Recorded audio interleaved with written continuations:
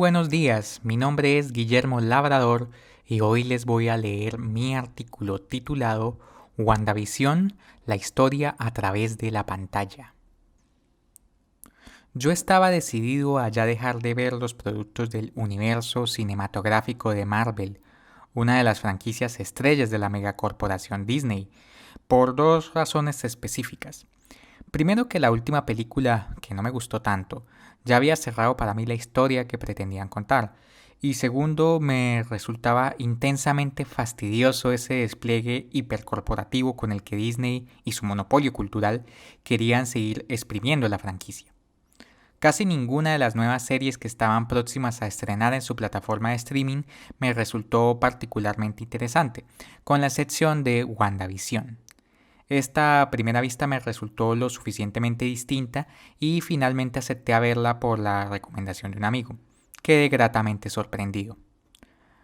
Haciendo una pequeña sinopsis, WandaVision nos cuenta la historia de la superheroína Wanda Maximoff, conocida también como la Bruja Escarlata, que había sido una miembro de los Vengadores y sufrido una enorme serie de pérdidas personales a lo largo de la serie, incluyendo a su amante, el robot Visión. Tras una serie de hechos que se van develando a través de la serie, Wanda se encuentra repentinamente viviendo una vida idílica en un suburbio de algún lugar de los Estados Unidos, con la Visión de nuevo con vida siendo de su marido, repitiendo tramas de comedias televisivas. La desgarradora verdad de cómo todo llegó a este punto, que se enmarca sobre todo en las tragedias personales de Wanda, será el punto cúspide de la serie. WandaVision evita por la mayor parte los clichés de la franquicia, evitando en la mayor parte las interminables autorreferencias y guiños de futuras secuelas.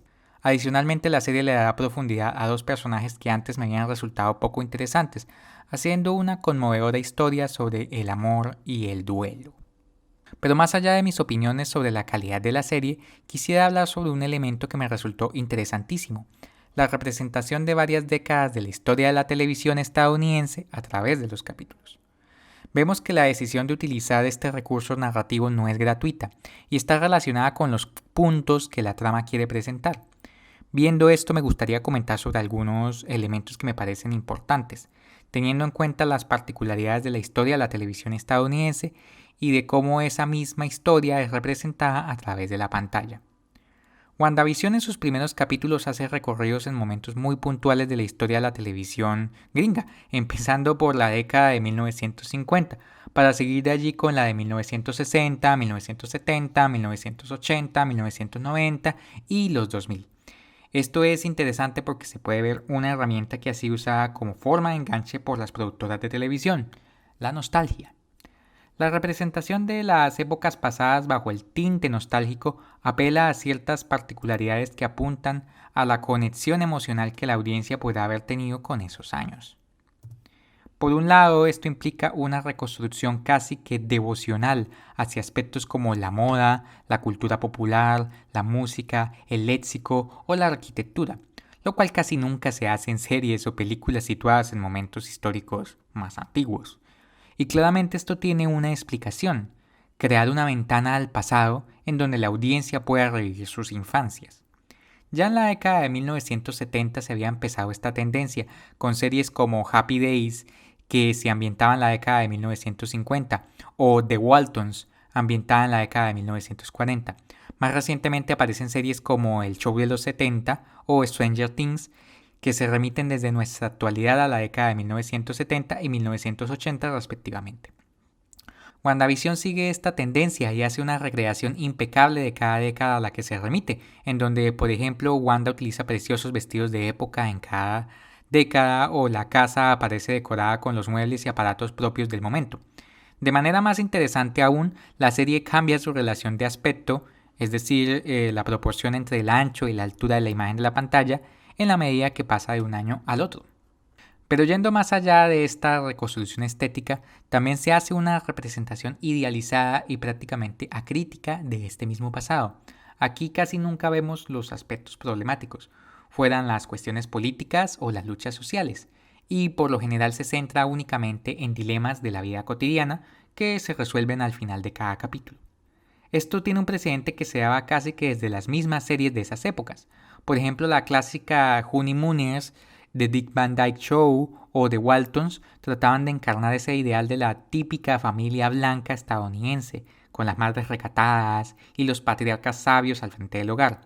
De hecho, estas representaciones eran especialmente apreciadas por los políticos conservadores, siendo un ejemplo de ello una famosa anécdota ocurrida en 1992, cuando el presidente George H. W. Bush dijo que las familias estadounidenses debían ser más como los Waltons y menos como los Simpsons. Inclusive las series modernas tratan de presentar este pasado idealizado a pesar de tratar de no utilizar el modelo patriarcal tradicional de la familia. Por ejemplo, series como Friends idealizaban ser soltero en la ciudad de Nueva York en los años 90, sin tocar siquiera temas como la inmigración o la pobreza masiva que agobiaban esa ciudad en esos años. Stranger Things ignora por completo el racismo propio de la era Reagan, solo haciendo guiños políticos al presentar a los soviéticos como villanos, siguiendo la tradición de las representaciones propagandísticas del terror rojo. Hay una explicación dentro del universo de la serie para este uso en la trama, que se conecta directamente a esta idea. Ver esas viejas series de televisión era uno de los pocos momentos felices de la infancia de la traumatizada Wanda, y es por ello por lo que decide construirse para sí misma un mundo ideal dentro de esas series, para lograr de cierta manera soportar el dolor de sus pérdidas. Y en cierta manera la audiencia busca esa misma clase de escapismo en las series de televisión. A veces se oyen quejas en algunos sectores por supuestos intentos de politizar o de volver políticamente correctas las series de TV cuando éstas tocan temas como el racismo, la homofobia, el machismo, la violencia o la pobreza. Y cabe notar que negar esas problemáticas puede ser un instrumento para seguirlas perpetuando.